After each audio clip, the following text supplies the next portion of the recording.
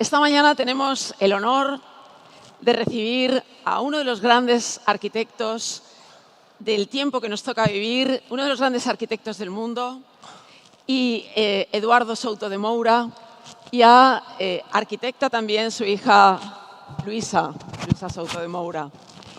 Hemos querido tener esta mañana dos visiones, dos generaciones de la arquitectura, pero que trabajan en una misma línea y confluencia de ideas y de compromisos sociales y culturales.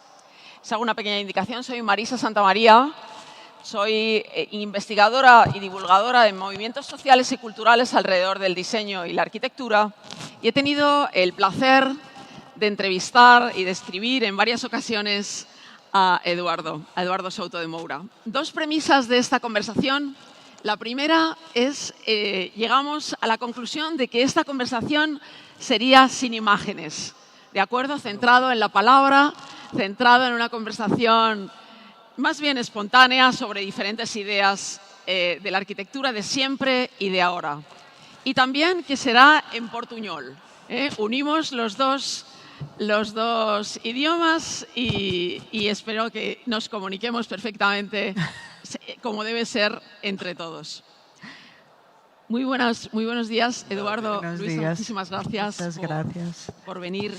Me gustaría empezar, evidentemente hay infinitos temas que tratar, pero Luisa está desarrollando una tesis doctoral que tiene un título interesante e importante. Es Arquitectura después del arquitecto. Materia, tiempo y vida. Se refiere a las primeras casas, a las primeras obras de su padre, de Eduardo Souto de Moura, pero también a tres conceptos fundamentales: materia, tiempo y vida. Eduardo, ¿cómo te acercas en este momento de trayectoria intensa a estos tres aspectos que llenan tu obra, que llenan tu perspectiva desde el principio? Bien. Buenos días. Sí, tiempo y vida. Gracias a todos por la invitación. Es un placer estar aquí. La semana pasada estuve también aquí. Es un placer, porque estamos muy cerca. ¿Se entiende o no lo que Sí. digo? ¿Sí? Está bien. Perdón, no me perdí en la pregunta. Sí. Está basada en la idea materia, tiempo y vida, ¿no? Relacionado con tu trayectoria, con tu pensamiento de la arquitectura. Bien, yo cuando sentí, pensaba que era yo a hablar, porque es igual, es un sentimiento común que la arquitectura. No me gusta decir que la arquitectura está mal, que en el mío tiempo que era buena, ahora y tal. Me parece un poco, los tiempos cambian y la arquitectura también debe cambiar. La nuestra función es encontrar los medios en la materia para cambiarla. Esto da mucho trabajo, porque tenemos una herencia desde los griegos y egipcios con mucha gravedad para cambiar. Bien, es nuestra función es cambiar el mundo para la gente ser más feliz. Pienso que es la felicidad del proyecto es esto. Bien, y esto es un problema que mi hija está estudiando. Es muy interesante. Es peligroso porque si está muy próximo, dice que está próximo. Si está muy lejos, dice que está lejos. Mas yo acabo en la materia. Después de la materia no quiero saber más. Realizo la obra. Después, cuando acaba la obra, soy amigo de los clientes. Porque si los clientes no me gustan, es mejor terminar en el inicio. Decir, esto no va bien, yo no puedo hacer un proyecto que no me gusta a mí, tú no puedes construir una casa que no te gusta a ti. Entonces es mejor ir cada uno a su vida. Cuando continúa, quiere decir que se establece una química entre cliente y arquitecto y las cosas funcionan. La pregunta era... Era materia, tiempo y vida, ¿no? El tiempo, tu obra atemporal, ¿no? Sí. Mi obra no es fácil hablar de sí mismo. Lo que pienso es que cada vez más estoy cambiando, como todos, porque hay que proyectar la inteligencia. Estoy cambiando al inicio, mirando para detrás. Era más radical, más lineal, más fragmentario, más neoplástico, pues, sí, más abstracto. Más radical. ¿Eh? Más radical. Radical. Esa hace parte de la vida de los más jóvenes. Y ahora estoy menos todo, políticamente estoy menos radical, arquitectura estoy menos radical, estoy menos neoplástica. Intento ser más natural, que la arquitectura sea natural. No natural en el sentido ecológico del verde, de la naturaleza, que es un discurso un poco demagógico. Sí. Más natural en el sentido que las formas en las piedras tienen una disposición sin ser necesaria mucha energía, como la termodinámica, el principio de la energía. Entonces, ser natural es casi ser anónimo. Las cosas están en la geografía del paisaje, parece que están siempre ahí, que han sido hechas para ahí. Esto funciona si uno encuentra las reglas de la naturalidad, no hay las reglas del verde, porque a mí me gusta el hormigón en la piedra.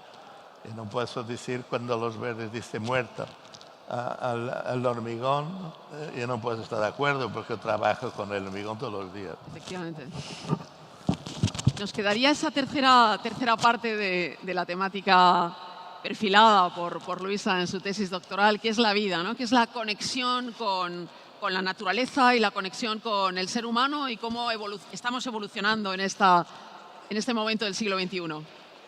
Eduardo, esta parte de la vida, la conexión con quiénes somos hoy.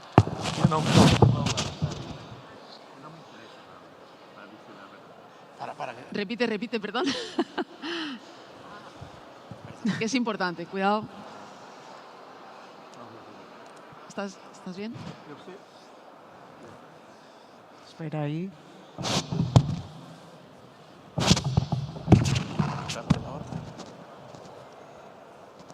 Habla.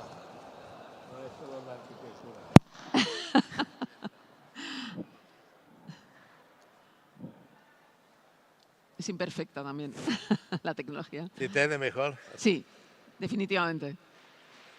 No, yo soy muy egoísta. Los arquitectos son egoístas.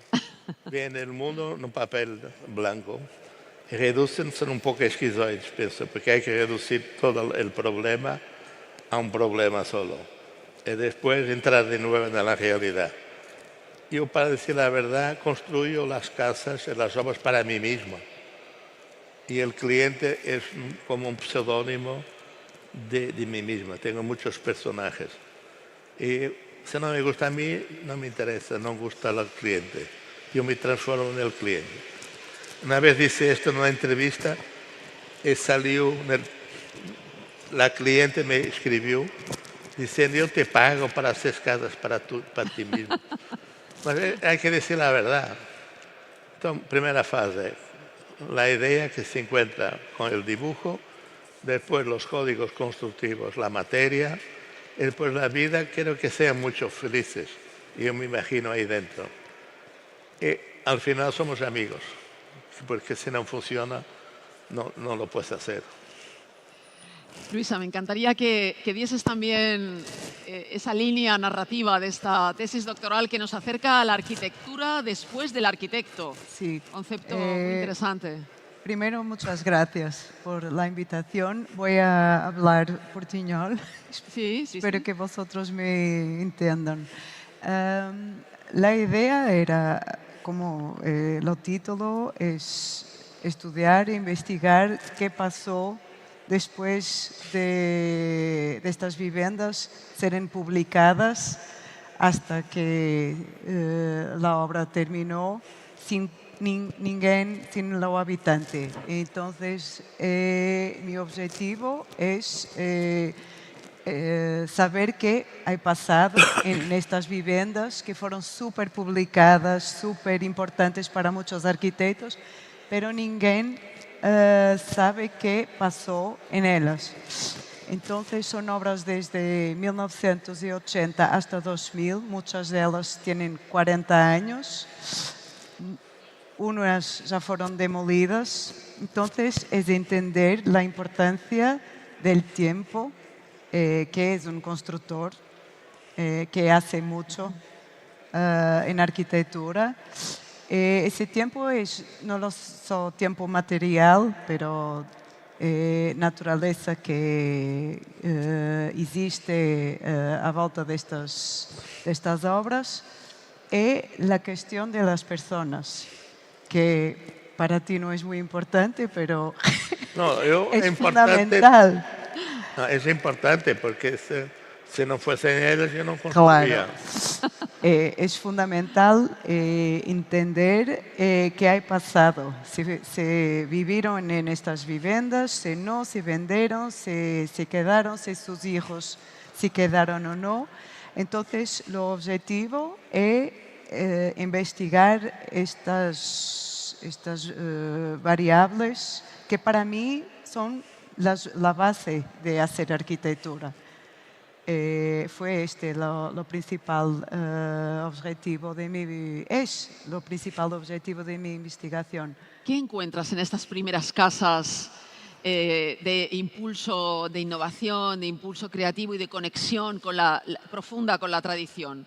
Una de las cosas más interesantes es que pienso que encontré fue que en estas casas desde 20 años, de 40 años, de 80 a 2000, las preocupaciones, las temáticas son exactamente las mismas hasta ahora, hasta hoy.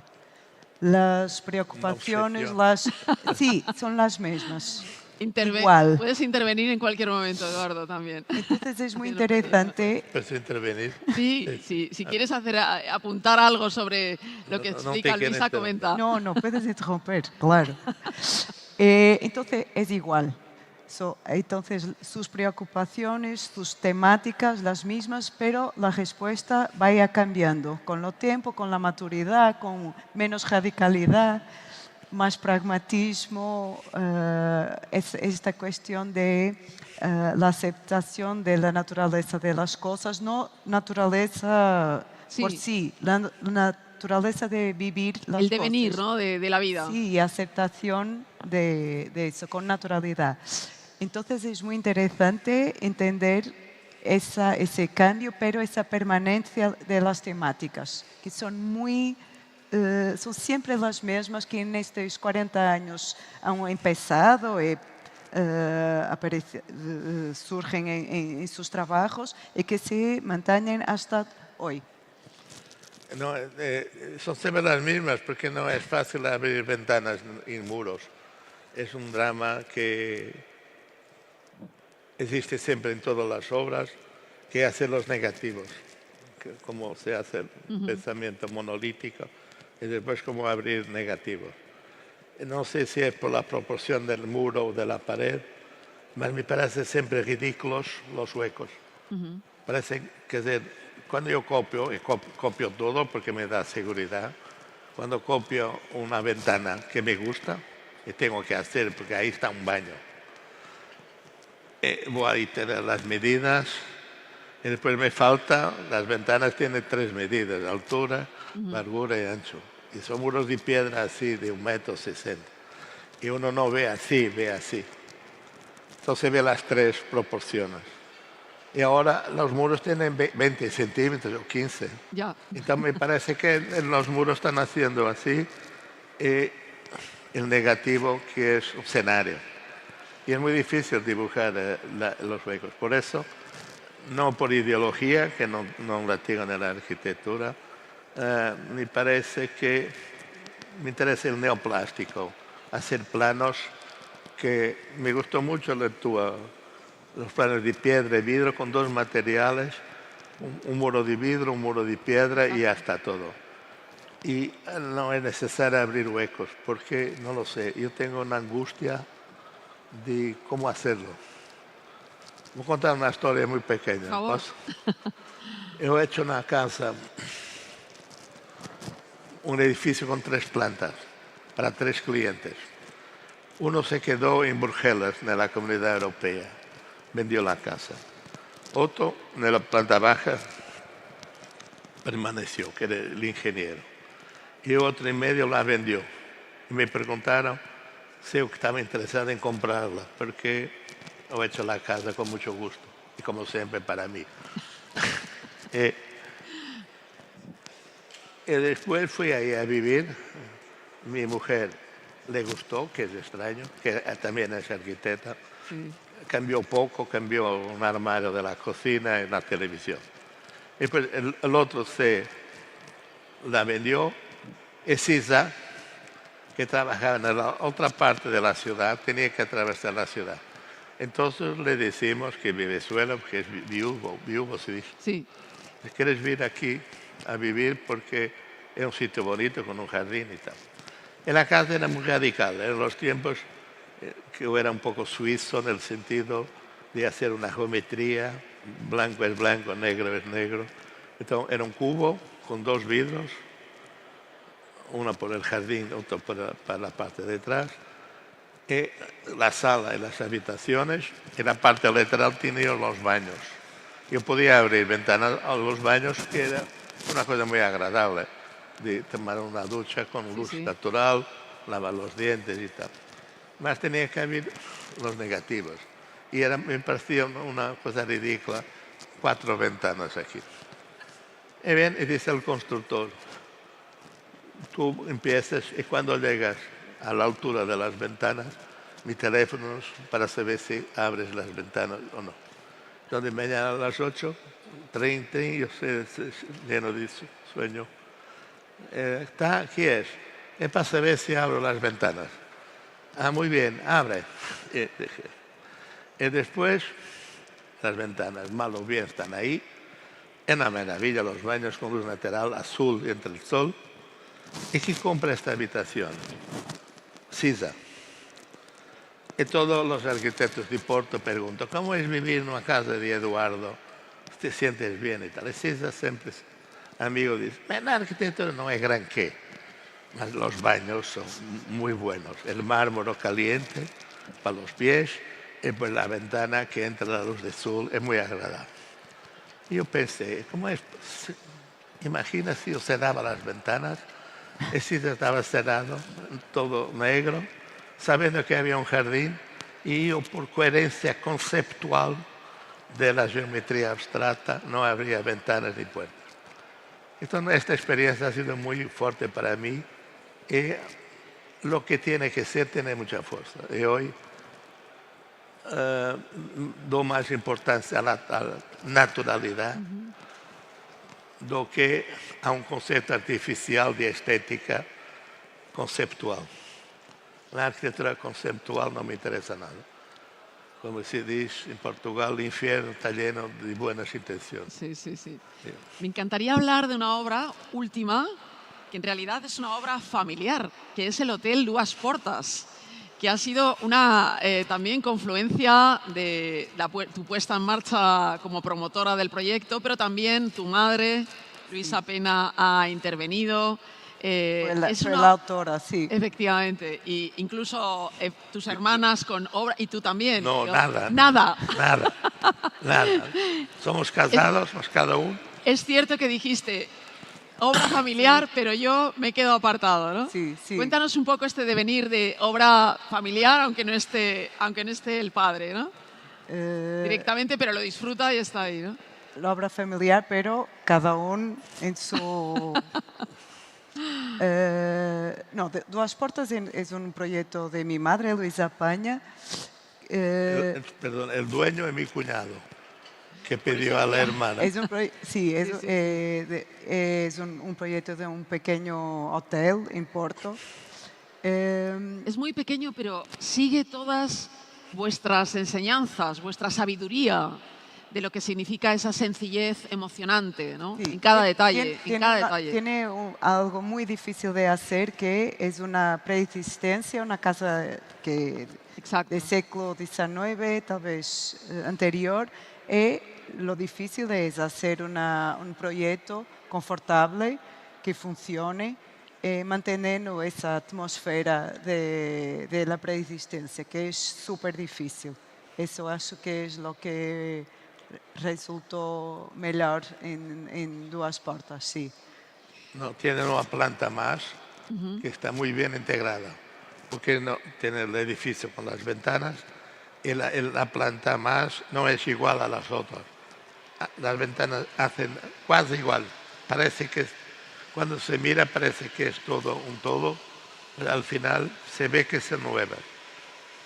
Yo tengo envidia de los trabajos de mi mujer, porque hay que decir la verdad, porque puede estar un año o dos haciendo un proyecto, estudiando todo, con maquetas, milímetro a milímetro.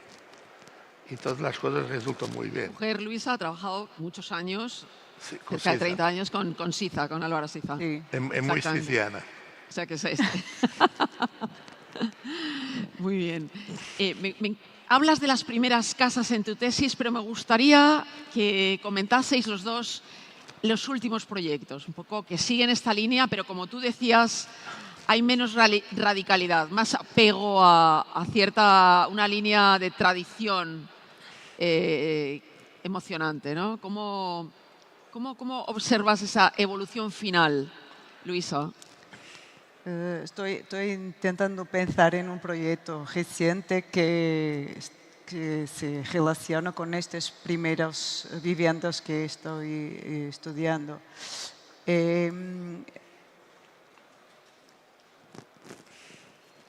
Hay una conexión muy interesante, que es Paula Rego, el Museo de Cascais. Sí. Que hay un cambio en su trabajo, porque es una construcción que es una adición de volúmenes, todos diferentes, que para mí es la misma estrategia que hay utilizada en la casa de Cejada Rábida, que también es un Patio con volumen. Sí. un conjunto de volúmenes. Estaba estudiando en uno que fue el colaborador de ese proyecto, estaba hablando con él me ha dicho, si tú vas al archivo vas a encontrar un diseño de Casa da Rábida que tiene exactamente las mismas chimeneas de Paula Rego en la Casa de Rábida. Entonces es para mí un buen ejemplo que hay siempre algo a esta permanencia de una idea, de una preocupación en una imagen, que muchas veces que es algo que se va a repetir, que empieza en un proyecto pero después no es construida, pero vuelve a aparecer en los esquizos y en los estudios de un otro proyecto. Es indiferente si es una vivienda, si es un museo, hay esta permanencia de temáticas que unas muy ligadas al arte, otras ligadas a atmosferas completamente diversas, como arqueología industrial, por ejemplo. Es una temática que va apareciendo siempre. Entonces, este es un caso muy interesante. Hay una de las casas que estoy a estudiar, que fue demolida la semana pasada, que es un caso súper interesante. A mí ¿no? me gusta, no. ¿No? Me gusta porque me pidieron para hacer otra. Ah. Exactamente. Es como el mercado de Braga, que la cobertura estaba cayendo. El alcalde me dice, arquitecto, voy a demolirlo porque es peligroso. ¿Qué quieres hacer aquí? Y yo te interrumpí, perdón. No, continúa. Y yo dice, lo corté la cobertura y dejé los pilares, todo. Era una ruina del siglo XX. Y me gusta ver este caos, que puede ser una cosa diferente de nuevo. En medio a las columnas he hecho unos jardines y la arquitectura de aquí pasó a ser el jardín. Y los jardines, construí una casa de una escuela de danza y aquí una escuela de música. O eso el revés. A mí me gusta trabajar con los destrozos, los fragmentos. No me da esta idea romántica, ay, que van a demolir y tal. No, ¿qué podemos hacer con eso?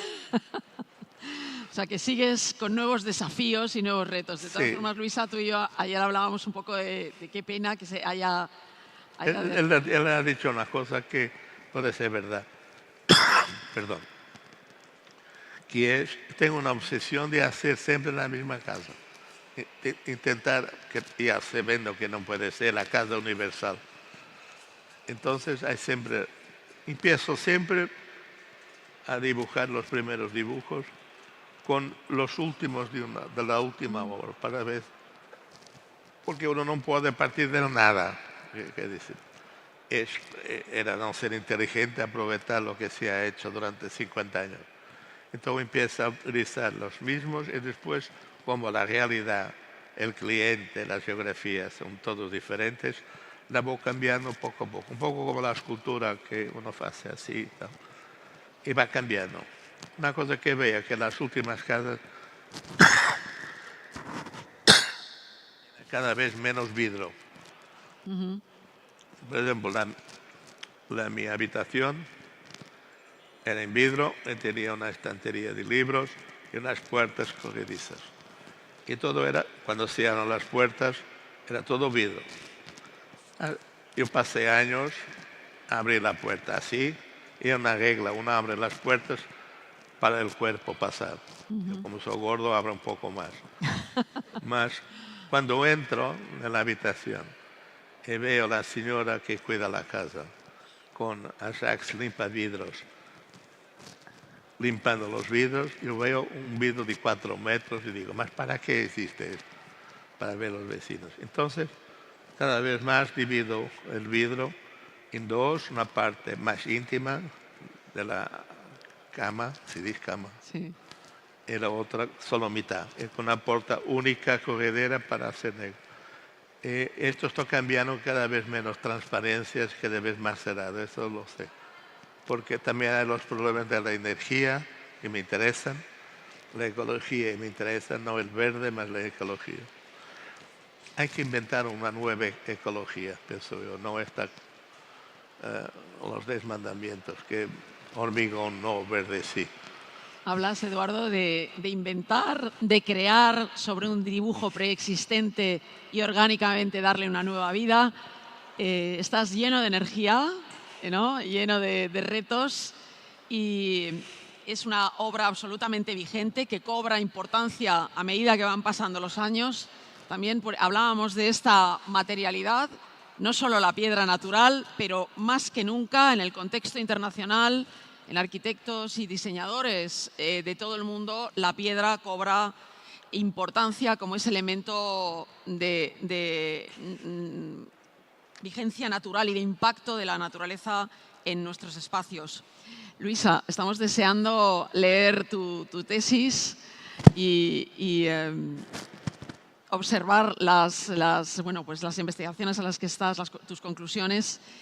Y nada más, la verdad es que si queréis hacer un apunte final, Yo por me supuesto. gustaría de hacer un apunte que me interesa, que es la importancia de la piedra en la obra de Soto de Mora, que es interesante porque empieza a trabajar usando mucho la piedra, pero era por una cuestión de recursos también, porque en los 80-90 construir en hormigón era caro y no había esa tecnología.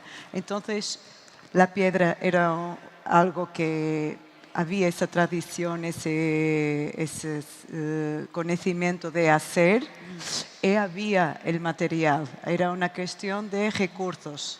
Es verdad. Era muy más barato construir un muro de piedra maciza que un muro de hormigón. Eso es interesante. Y después cambió. Hoy es un lujo poder hacer Pues un muro. la piedra casi toda viene de China, del granito de Miño y Galicia. Poguiño y tal, no existe casi, Ya. porque es muy caro. Entonces, quieres piedra china y ya está. Solo para terminar, es muy interesante que esta piedra está siendo cíclicamente utilizada. Esta casa de Boavista que estaba hablando era una ruina que existía. Sí. En 89, 94 se construyó esta vivienda, que es vivienda de Boavista, y se va a utilizar las piedras que existían de esta ruina. Que ya viene de otra casa. Voy a contar una historia que es increíble. Existe un film americano sobre esta historia. Era el presidente del Banco de Portugal que daba órdenes para imprimir escudos, el dinero portugués, se llamaba escudos, en Londres. Entonces él daba órdenes para construir tanto para el Estado portugués y una otra parte para ellos mismos. Y después se descubrió que él era billonario, estaba haciendo un palacio en Porto, un terreno muy bonito.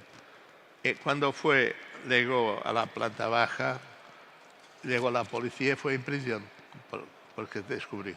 Entonces yo reutilicé estas piedras, como me interesaban, para hacer un puzzle para una casa de una planta única. Y ahora estoy haciendo con 2 plantas y reutilizo las mismas piedras. Es siempre así. Siempre así, circular. No se puede proyectar del nada. Hay que inventar preexistencia. Cuando no hay, invento preexistencia.